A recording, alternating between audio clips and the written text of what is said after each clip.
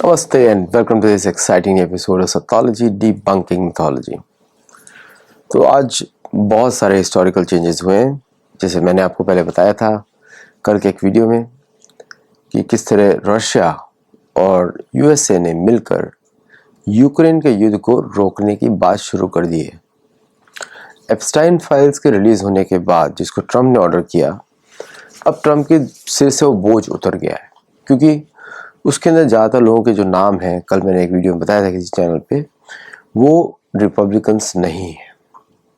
Trump का भी नाम वहाँ पे नहीं है, और जिनके नाम हैं वो सारे डेमोक्रेट पार्टी के लीडर्स हैं। अमेरिका में सिर्फ दो ही पार्टीज होती हैं, एक कैथोलिसिज्म की पार्टी डेमोक्रेट और एक प्रोटेस्टेंट्स की पार्टी रिपब्लिकन। इसलिए किसी भी हिंदू को अपने आप को कंजर्वेटिव नहीं बोलना चाहिए, क्योंकि ना ही हम लेफ्ट हैं ना ही हम राइट हैं, हम लोग हैं धार्मिक। चलिए इसको आगे चलते हैं। क्या रिपरकशंस है? तो जो एरियाज अभी जो रशिया कंट्रोल करता है, इंक्लूडिंग क्रीमिया, उसको माना जाएगा रशिया का पार्ट, इसलिए आपने देखा होगा।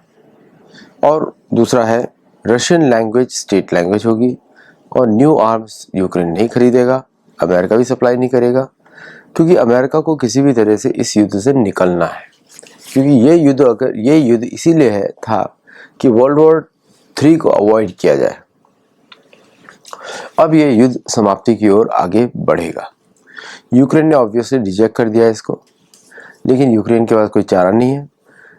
राफेल के जो प्लेन्स को दिए जा रहे हैं वो 4 से 5 साल के बाद आएंगे, और जो ग्राइपेन है वो 6 से 8 महीने के बाद डिलीवर होने शुरू होंगे। ऑलरेडी यूक्रेन 2 या 3 उड़ा रहा है राइट नाउ, जो कि उसको दूसरी एयरफोर्सेस ने यूरोप में दिए थे। नाउ इसका इम्पैक्ट भारत पे कैसे पड़ेगा? भारत पे इम्पैक्ट इस तरह पड़ेगा कि सैंक्शंस वाली पूरी पॉलिटिक्स ही डाउन कर दी जाएगी, क्योंकि अभी एक एग्रीमेंट रीच आउट हो गया है सारी पावर्स में कि डॉलर को स्लोली नीचे लाया जाए। AI टेक स्टॉक्स के ऊपर अभी सडनली रूमर उठी थी कि सब नीचे गिरेंगे, बट वो भी धीरे धीरे करेक्शन की तरफ जा रहे हैं, और वो अभी और भी ऊपर उठेंगे फॉर द टाइम बिंग। फिर उसके बाद वो नीचे चले जाएंगे, क्योंकि वो एक जनरल एक्सेप्टेड टेक्नोलॉजी हो जाएगी पूरी दुनिया में। नाउ भारत पे क्या फर्क पड़ेगा? देखिए, यूक्रेन रशिया के कॉन्फ्लिक्ट के खत्म होने से भारत पे जो आने वाली फ्लाइट्स हैं उनका डिस्टेंस कम हो जाएगा। पहली बात तो पुरानी तरीके से फ्लाइट्स आएंगी, कोई भी ट्रस्ट नहीं कर सकता वहाँ पे, क्योंकि MH17 को वहीं पे गिराया गया था। उसके पीछे प्रधानमंत्री मोदी का प्लेन था, तो गलती से MH17 गिर गया वहाँ पे। तो पुरानी तरीके की फ्लाइट्स हो जाएंगी, flight paths will be open up as per the old norms. अब इसको देखें, किस तरह देखें कि भारत ने किस तरह अदृश्य राज के गेम को उल्टा कर दिया। बांग्लादेश में यूनिस की सरकार अब आखिरी पड़ाव पे है, इसलिए वहाँ की कोर्ट ने शेख हसीना के लिए लगाई दंड दिया, उनको डिक्लेयर किया मृत्युदंड टिल बाय हैंगिंग। लेकिन भारत तो रिटर्न करने वाला नहीं है शेख हसीना को, और Sheikh Hasina is the prime minister of the country.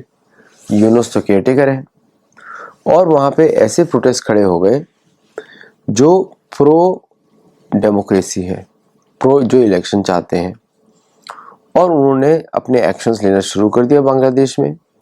तो वहाँ पे गहरे राज की, आदर्श राज की बहुत बड़ी हार हुई। पाकिस्तान के ऊपर तो मिलिट्री एक्शन होगा, तो वहाँ पर भी आदर्श राज की हार हुई। डियो गार्सिया पे मॉरिशस ने अपना क्लेम डाला था, डियो गार्सिया पे, वो एक्सेप्ट हो चुका है, वहाँ पे आदर्श राज हारा।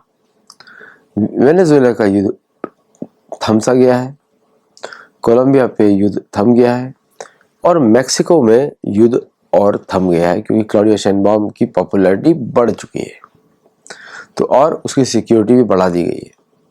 तो ओवरऑल अदृश्य राज की चारों तरफ से हार हो रही है। बांग्लादेश में भी हार, पाकिस्तान में भी हार, डियो गार्सिया में भी हार, वेनेजुएला में भी हार, और मेक्सिको में भी हार। नाउ इसका फायदा क्या होगा? इसका फायदा ये होगा कि अब एक लंबे समय की शांति आने वाली है, जो भारत के लिए बहुत ही अच्छी है, चीन के लिए बहुत ही खराब है। चीन ने अभी आपको पता ही है सिंदूर में उसने फेक न्यूज़ फैलाई थी, राफेल के प्लेन्स गिर गए हैं, वो चाइनीज़ एजेंसीज कर रही थी, अब वो भी एक्सपोज हो गया है। तो चाइना के पास कोई और चारा बचा नहीं है कि भारत से वो दोस्ती करे और अच्छी तरह दोस्ती करे, स्ट्रांगली दोस्ती करे। अभी आपने देखा होगा कि बहुत सारे सोशल मीडिया हैंडल्स चाइनीज़ जो है भारतीय डांस, भारतीय कपड़ों को अपना करके बता रहे हैं। वो उनका हक भी है, क्योंकि चीनियों ने तो भारत को हमेशा कर दिया है हस्तिनापुर में, तो इसलिए उनका हक भी बनता है। तो ओवरऑल यहाँ पर भी अदृश्य राज्य, जो चाइनीज अदृश्य राज्य है, उसकी हार हो रही है। एक है वेस्टर्न अदृश्य राज्य, जो कि वेस्टमिंस्टर एबे से कनेक्टेड है, और एक है ईस्टर्न अदृश्य राज्य जो चीन से कनेक्टेड है, जो खुद के लोगों पे स्पाई करने के लिए बनाया गया है। और बाकी भारत का खुद का ही एक अदृश्य राज्य है जो अननोन गनमैन के जैसा बिहेव करता है। आप इन समझ ही गए होंगे किसकी मैं बात कर रहा हूँ। तो ओवरऑल पीस के साइंस दिखने जा रहे हैं। उसके बाद होगा इकोनॉमिक कोलैप्स, फिर होगा वॉर। इकोनॉमिक कोलैप्स जैसे होता है उसके बाद वॉर की बुगल्स उठ जाएंगी, और उस समय सभी जो सेनाएं हैं सब तैयार रहेंगी। भारत का तो आपको मालूम ही है कि सिग्निफिकेंट मॉडर्नाइजेशन चल रहा है, रुद्र फॉर्मेशंस प्लस नए वेपन्स प्लस सेल्फ इंजन बनाने की जो इंडियन एयरफोर्स की जो पहल है वो आगे बढ़ रही है। साथ में इंडियन नेवी अपने डोमेस्टिकली प्रोड्यूस शिप्स पे ज़्यादा फोकस कर रही है, बाहर से इंपोर्ट नहीं करना चाहती।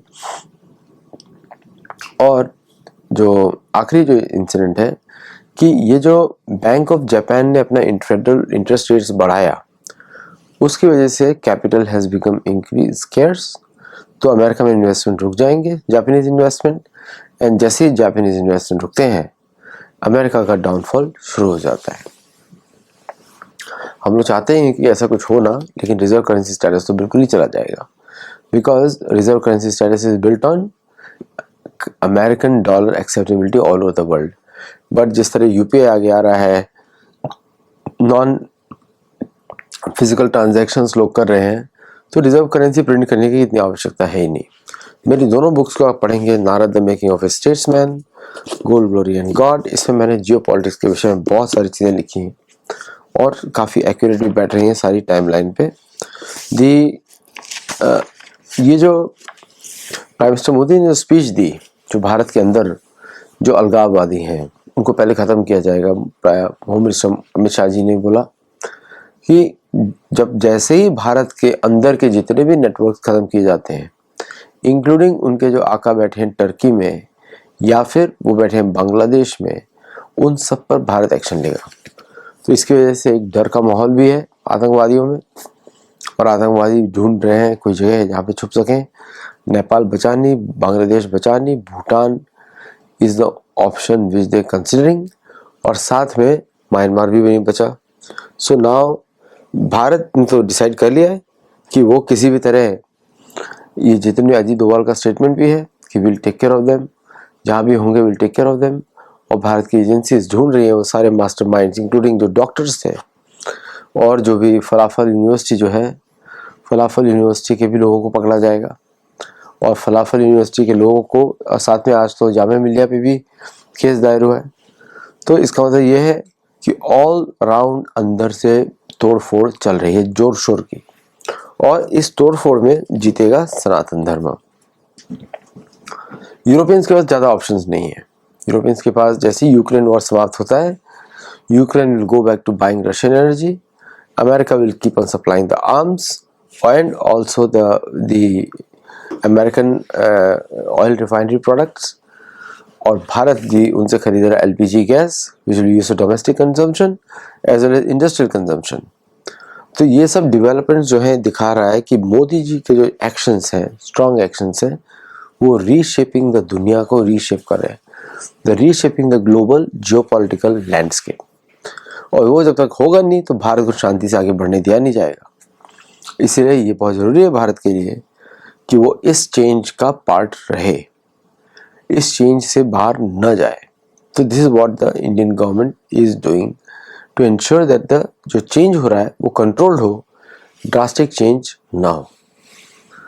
अगर आपको आज के अपडेट्स अच्छे लगे हों तो डू लाइक शेयर सब्सक्राइब, हमारे मेंबर बनिए, हमारे गुरुकुल में जुड़िए एंड हेल्प अस ग्रो। नमस्ते एंड जय जगन्नाथ। Thank you.